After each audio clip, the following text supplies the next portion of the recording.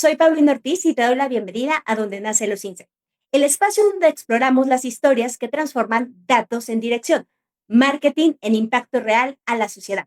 Hoy vamos a hablar de algo que muchas veces damos por hecho, pero que cambia todo: entender al consumidor. No desde la superficie, no desde los números, sino desde lo que piensa, lo que siente y realmente lo que mueve su actuar. Porque hay una gran diferencia entre saber lo que la gente hace y lo que la gente dice. Hoy me acompaña Marilu Fernández, quien es profesora e investigadora en la Universidad de las Américas Puebla, especialista en mercadotecnia social y en investigación cualitativa. Ella ha destacado su carrera por formar generaciones de mercadólogos y entender algo mucho más profundo: el comportamiento humano. En este episodio vamos a hablar de por qué el marketing social sigue siendo tan malentendido, de cómo diseñar estrategias que realmente cambian el comportamiento y que no solo generan impacto momentáneo. Pero también hablaremos del rol que tiene la educación, la creatividad y la inteligencia artificial en la formación de las nuevas generaciones. Porque si alguna vez te has preguntado cómo se construyen los insights que realmente cambian los comportamientos, qué estamos entendiendo mal sobre el consumidor actual y cuál es nuestra responsabilidad como marketers en la sociedad, este episodio es para ti. Quédate porque aquí es donde nacen los insights.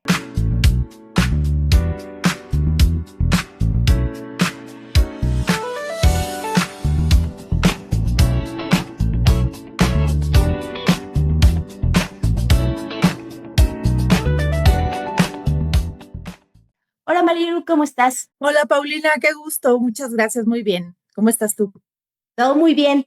Qué placer poder tenerte aquí en este episodio. Digo, habíamos platicado de este episodio durante varias semanas y finalmente lo podemos grabar. Me da muchísimo gusto tenerte aquí porque justo ayer, que además que estaba platicando y preparando toda esta presentación que hice, me estaba acordando de todo el tiempo que llevamos de conocernos, ¿no? En los otros episodios he platicado que tengo gente muy querida y que conozco desde hace muchos años, y bueno, tú estás entre esas personas que tengo. Yo creo que voy a revelar mi edad, pero alrededor de más de 15 años de conocernos tenemos. Digo, creo que hemos trabajado en muchos proyectos juntas y me da muchísimo gusto que estés por aquí. Muchas gracias, Pau. Bueno, y si estás de acuerdo, vamos a empezar a platicar sobre justo una de las cosas en las que tú eres especialista, ¿no? En entender el consumidor desde una parte más cualitativa. Y quisiera saber si hay alguna experiencia particular que haya marcado la manera en la que tú entiendes a este consumidor. Bueno, definitivo, la investigación cualitativa a mí me sorprende mucho cada vez. Me sorprende mucho todo el valor que te da la información, los insights, el cómo, los hallazgos que te va dando. Si tienes una escucha profunda, si interpretas la comunicación verbal, no verbal, definitivo te aporta muchísima información para hacer estrategia, para crear concepto, para crear valor, para todo este diseño de oferta o creación de concepto de campaña, por ejemplo, es sumamente valiosa. Entonces, bueno, increíble. Además, puedes innovar en el método, puedes ir cambiando la forma en cómo entrevistas, la forma en cómo recolectas los datos. Y entonces, pues aplicas creatividad a la hora de recolectar el dato y eso te va generando estudios súper interesantes. Y sobre todo, ahora que tenemos estas pues nuevas tecnologías, el análisis del comportamiento se vuelve más trascendental, porque si bien la inteligencia artificial, como tú ya has empezado a platicarnos, nos ayuda mucho a entender contextos, pues no podemos sustituir la parte humana que muchos de nosotros traemos, ¿no? Y cómo estos comportamientos se van reflejando.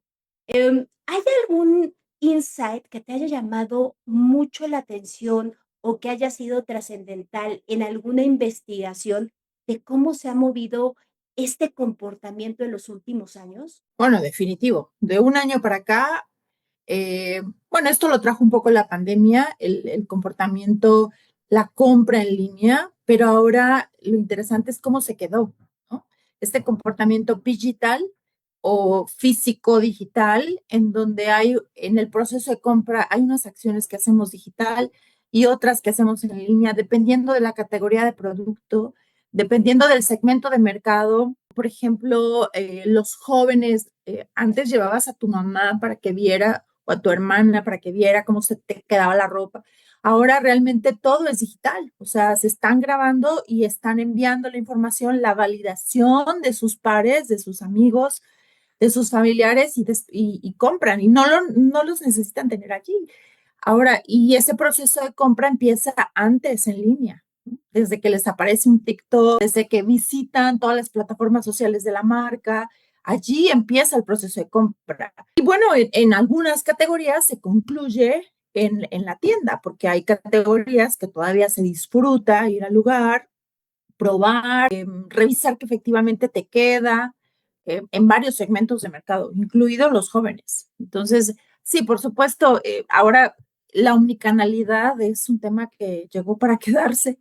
Y ahora, antes atendías como a unos canales, era como todo pues más lento, a nivel de campaña eran menos contenidos, ahora es una revolución en la cual necesitas pensar como en diferentes puntos de contacto, en diferentes momentos para la estrategia ahora es pues medular, la planeación, cada vez es más retadora.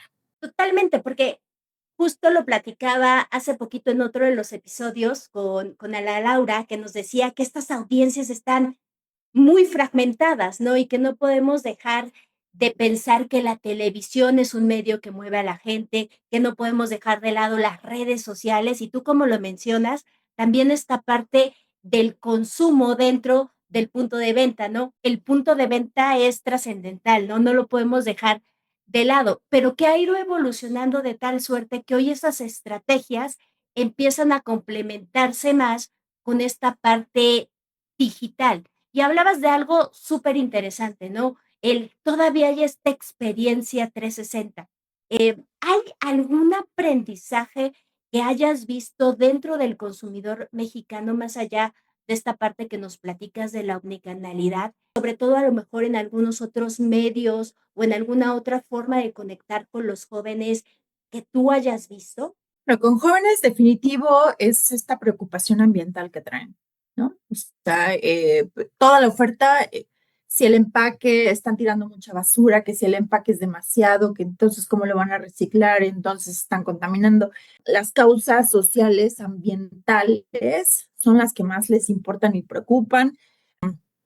Híjole, los jóvenes revisan mucho lo que se están comiendo, revisan mucho los ingredientes y le dan valor. Entonces, yo diría, o sea, cada segmento tiene sus motivadores de compra, ¿no? Cada uno está buscando diferentes razones por las cuales va a comprar algo, pero el de los jóvenes particularmente, la conciencia ambiental es un tema súper relevante que las marcas tendrían que estar pensando en actualizar su proceso, su oferta, como que en los diferentes temas que les preocupan. Que si ven demasiado empaque, que si sienten que van a tirar mucho plástico, que si el empaque es de plástico, que muchos temas que ambientales sobre todo son los que a los jóvenes tienen mucha preocupación. Y eso me da pie a preguntarte de algo en donde tú eres sumamente especialista, ¿no? Que es la parte de mercadotecnia social. Digo, para la audiencia que hoy nos escucha y que a lo mejor no tiene mucho contexto, ¿nos podrías platicar un poco qué es la mercadotecnia social? Bueno, mercadotecnia social es un cambio de comportamiento en la población, es mejorar hábitos para mejorar calidad de vida. Entonces, el marketing, pues, vende productos que son comerciales, pero también vende comportamientos, ¿no? Somos el primer país obeso en población infantil en el mundo, por ejemplo, número 2 a nivel población adulta, y pues esto nos lleva a replantear muchos temas. ¿Quién paga estas intervenciones de mercadeo social? ONGs, gobierno también, eh, y algunas alianzas con algunas marcas. Entonces, el objetivo es cambiar comportamiento para ser más conscientes de todos estos pues, comportamientos dañinos que tenemos, ¿no? Y estos, como, no sé, a nivel de salud pública, por ejemplo, el que estemos tomando soda todos los días en lugar de eso te va a afectar, por supuesto, ¿no? Que el consumo de azúcar sea excesivo, que el consumo de fritanga sea excesiva, Entonces, todos estos hábitos que vamos teniendo en nuestra vida, que seamos súper sedentarios, por supuesto que te va a afectar en la vida. Entonces, estos comportamientos pues llevan a cualquier persona a un episodio crítico de salud, que lo cual, en lugar de llegar hasta allá con ese problema de salud, pues se puede prevenir si cambias comportamientos, si cambias hábitos en la población. Entonces, la mercadotecnia social puede aplicar a la salud pública, puede aplicar a los temas ambientales, por supuesto, también temas de seguridad ahora, salud, muchos asociados no solo al tránsito, sino diferentes conductas que tenemos que podemos. Y bueno, hay países que tienen muchísima inversión en estos temas. En México tenemos inversión, vamos avanzando y seguramente tendremos mayor inversión en la sociedad y en la gente en un futuro. Y digo, pensando en algún ejemplo que nos puedas dar, porque muchas veces el marketing social es un poquito malinterpretado, malentendido, ¿no? Se confunde mucho con esta responsabilidad social, ¿no? Estos donativos o estas campañas que algunas empresas hacen que no necesariamente van enfocadas a cambiar un hábito como tal, sino van enfocadas a verse bien. Entonces, ¿nos podrías dar un ejemplo para que nos quede un poquito más claro esta parte de la mercadotecnia social? Claro, mercadotecnia social es un cambio de comportamiento en la población, pero también existe mercadotecnia con causa. Mercadotecnia con causa, su fin es recaudar fondos para una causa social. Entonces, es apoyar la causa. Entonces, una empresa que vive o que opera en un lugar que requiere mayor plantado de árboles y entonces recauda fondos para la plantación de árboles de ese lugar, pues recaudar el fondo para esa campaña, pero no necesariamente está cambiando los comportamientos de la población que ahí vive, que sería darle valor a los árboles, cuidarlos, plantarlos, cuidarlos, etc. Mercadotecnia con causa es una estrategia ganar-ganar, tiene fines lucrativos para las marcas, puede estarse considerando como una estrategia de campaña, ¿sí? Entonces, una estrategia de campaña en donde mi oferta se va a vincular a esa causa y con esta causa voy a procurar fondos para apoyar esas causas, simplemente. Entonces, puedo recaudar fondos para niños, no sé, para niños en temas de hambre, ¿no? De pobreza, educación, computadoras. Entonces, atender ciertas causas que las marcas van ubicando. Entonces, yo vendo cereal, pues entonces me interesa mucho la nutrición infantil. Voy a procurar fondos a través de mi venta de producto para que estos niños puedan tener una mayor o mejor nutrición, ¿no? Entonces, recaudar fondos, mercadotecnia con causa. Y eso está dentro de la responsabilidad social que puede tener una organización. Entonces, la responsabilidad social es un marco más amplio y en ese marco puedo tener mercadotecnia con causa. Y bueno, el tema de mercadotecnia social, sí hay empresas que les importa cambiar comportamiento y pagan para intervenciones, sin embargo, realmente son las ONGs y los gobiernos quienes dedican fondos mayores a estos temas. Sí, por supuesto. Entonces, pensando en que sea más claro esta parte, podríamos considerar que la parte de organizaciones que se dedican a ayudar a los fumadores a dejar este hábito es un ejemplo de mercadotecnia social. Sí, por supuesto. Cambios para abandonar el tabaco es una campaña o un programa de mercadotecnia social. También, pues, por ejemplo, para reducir la ingesta de alcohol y el manejo, la conducción responsable por los temas de velocidad. Y tú puedes trabajar como con diferentes segmentos de mercado, ¿no? Por ejemplo, una campaña antitabaco no es la misma la que trabajarías para un segmento adulto que para un segmento adolescente, ¿no? Entonces ahí, pues cada segmento de mercado, los jóvenes tienen unas razones, los adultos mayores otras razones, y otras razones para abandonar, por ejemplo, la ingesta de alimentos que les están haciendo daño, activarlos, hacer actividad física, forma parte de las campañas o de los programas de mercadeo social. Sí, hay confusión entre qué es mercadotecnia con causa, mercadotecnia social y responsabilidad social empresarial. Yo te diría que a nivel de empresa, el paraguas grande es responsabilidad social empresarial. Y en ese sentido, ¿qué puedes hacer?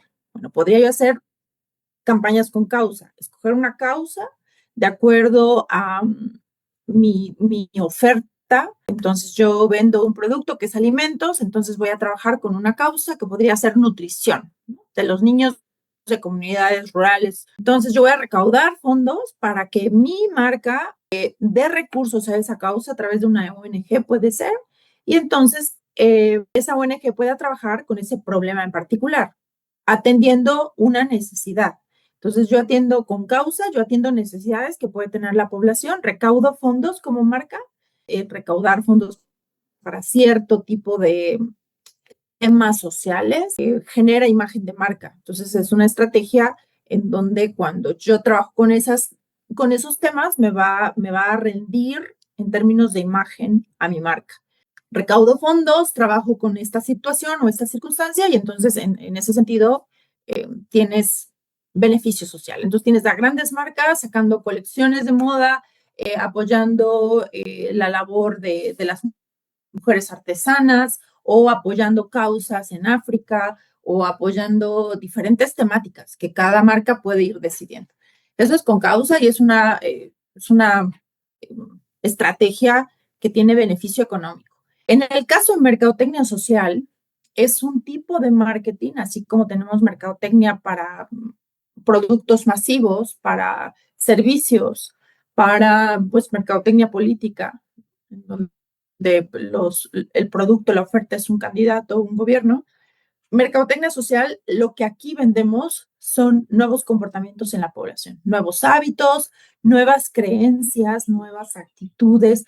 Muchas ocasiones realmente traemos creencias a nivel de población, a nivel de comunidad, que afectan mucho la salud de mis nietos. Por ejemplo, mi nieto que está súper delgadito es que está débil y está desnutrido, cuando eso no necesariamente, ¿no? Entonces, es esta creencia o de las abuelas que quiero consentir a mis nietos. Entonces, mis nietos vienen a mi casa y yo lo que les doy es, pues los quiero consentir, es agüita con un montón de azúcar, agüita de limón, es el refresco y son alimentos asociados a la gratificación que realmente son estructuras y creencias que tenemos a nivel social y familiar y de comunidad que van afectando los gustos y preferencias que tenemos más tarde. Entonces tenemos una población que le gusta mucho lo azucarado y si se toma el agua sin azúcar no le sabe. O tenemos una población que le gusta mucho lo frito o que no le da valor a la actividad física porque pues, no hay valor a nivel sociedad. Y estas creencias afectan nuestra salud, definitivo. Entonces, mercadotecnia social vende eso, nuevas creencias, nuevos comportamientos, nuevos hábitos en la población a nivel de diferentes áreas, o sea, diferentes áreas, salud pública, seguridad, medio ambiente. Allí es donde más tenemos los mercadólogos sociales actividad. Entonces, campañas para abandonar el cigarro, campañas para mejorar la nutrición, campañas para mejorar la actividad física, campañas para abandonar el alcohol o no textear y manejar o no manejar en estado de ebriedad. Campañas muy famosas, por ejemplo, en Estados Unidos de toma las llaves del conductor ebrio, ¿no? A pesar de que puedas poner en riesgo la relación social con ese conductor ebrio. Hay un montón de maneras de abordar los problemas sociales que se pueden prevenir con un cambio de comportamiento en la población, porque muchos problemas sociales dependen de los comportamientos que tenemos como población. Entonces, si hay manera de poderlo prevenir, problemas sociales que son causados por el comportamiento del individuo, porque tenemos una falsa creencia, un hábito erróneo, pues eso es lo que hace la mercadotecnia social. Y hay gobiernos que tienen presupuesto y políticas públicas muy claras para abordar todas estas temáticas. O sea, yo te diría, por ejemplo, Australia es impresionante la inversión que tienen en la población, ¿no? Para cambiar hábitos.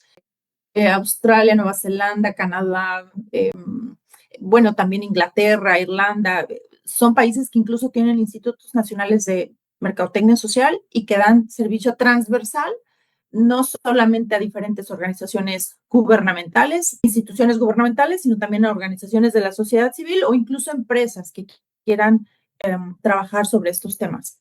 Y bueno, en México ahí vamos, tenemos algunas cosas realizadas. Yo creo que hay un gran camino por recorrer en esta área.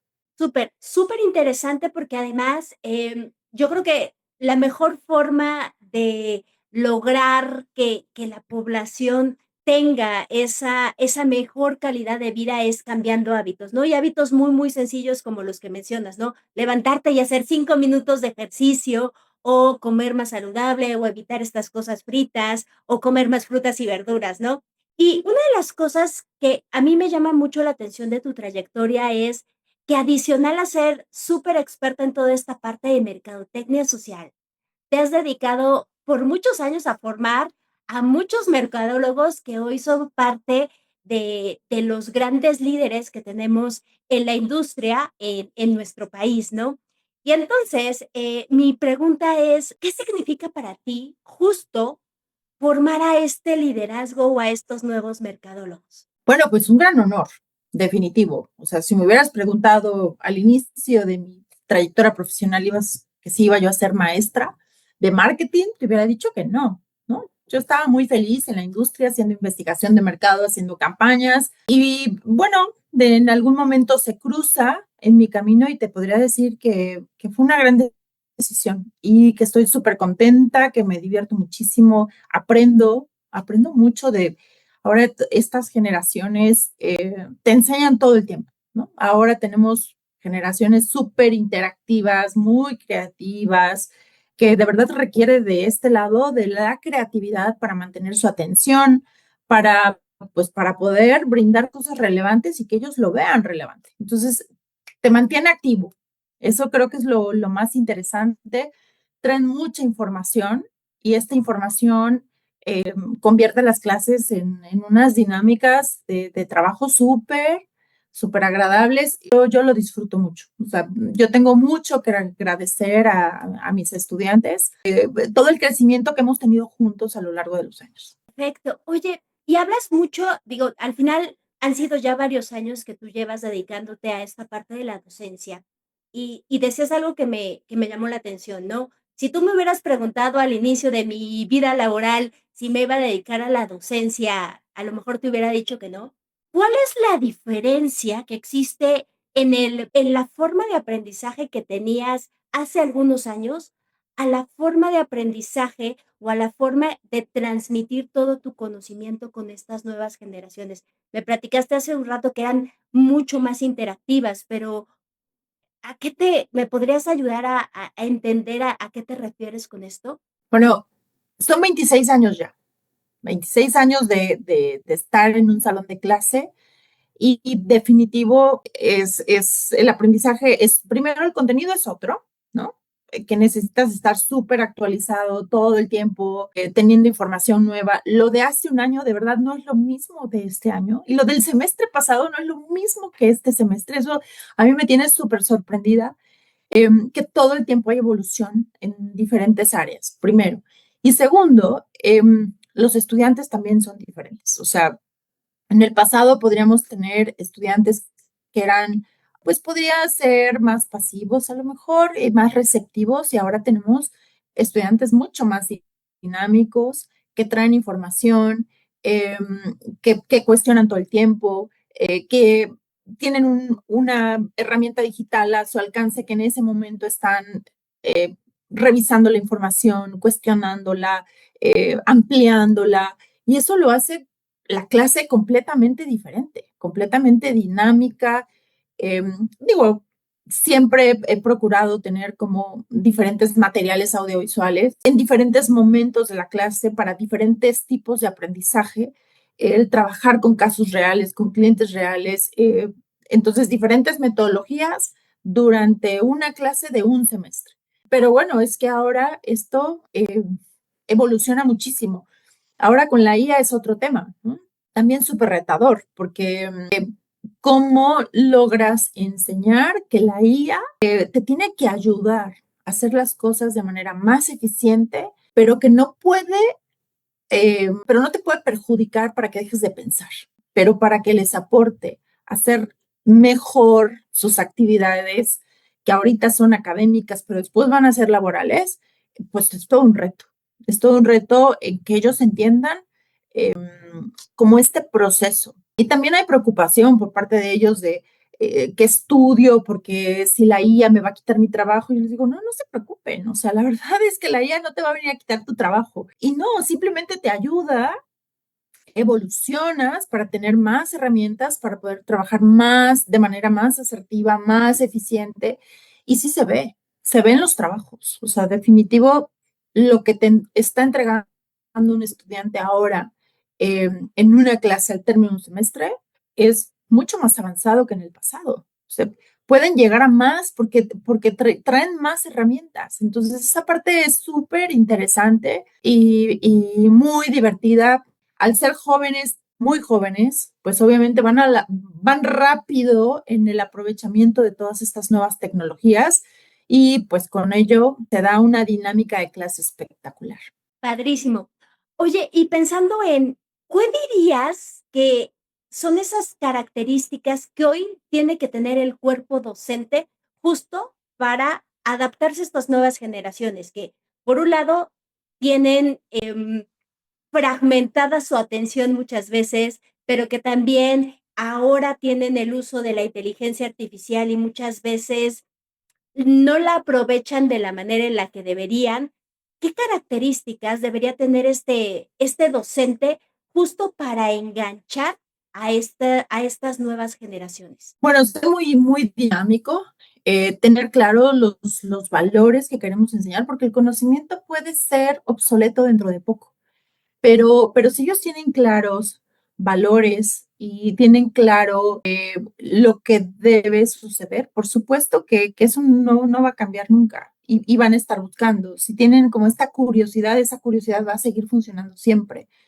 Si son proactivos con este conocimiento de ahorita, del 2026 versus los de los próximos años, por supuesto que si son proactivos van a seguirse actualizando, documentándose. Entonces, eh, yo creo que debemos seguir en estas soft skills, en estos agentes de cambio, que a ellos les quede claro que tienen que hacer que las cosas sucedan, que tienen que trabajar en equipo, que tienen que ser éticos, que tienen que ser proactivos.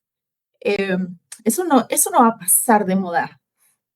Eso se queda y forma parte de tu esencia como profesionista y yo creo que eso es lo que es y seguirá siendo muy interesante en su vida. Perfecto. Entonces, pudiéramos decir que si tuvieras que enseñar una sola cosa a los futuros mercadólogos de México, ¿cuál sería? Que debemos ser agentes de cambio, que debemos hacer que las cosas sucedan, siempre impulsar, lograr que las cosas sucedan, porque a eso nos dedicamos, a resolver problemáticas diarias, a hacer que los equipos funcionen, tener relaciones sociales en tu equipo de trabajo o con tus amigos de manera estable.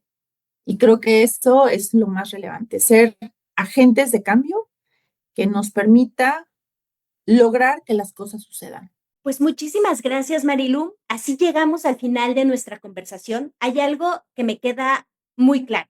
Hoy tenemos que entender más que nunca al consumidor. Eso ya no es opcional, porque él es la base de todo. Pero además se debe entender no desde la prisa, no desde la intuición vacía, sino desde cuestionar y realmente preocuparnos por cuál va a ser ese cambio de creencias y de comportamiento que vamos a generar. Me quedo con varias ideas poderosas. El consumidor cambia constantemente y cada vez más rápido. No podemos darnos el lujo de dejar de investigar y de dejar de escucharlo, pero que además la mercadotecnia social no solo influye, sino transforma la vida de las personas. Y algo que tenemos que tomar en cuenta es que en nuestro rol de marketers, nosotros somos esos agentes de cambio y eso implica ser responsables, ser decididos, entender lo que vamos a diseñar, pero también entender profundamente que podemos generar un cambio en la vida de las personas.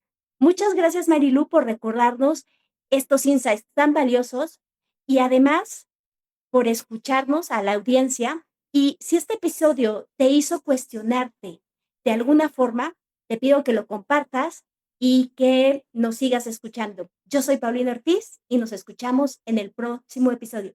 Muchas gracias, Marilu. Gracias.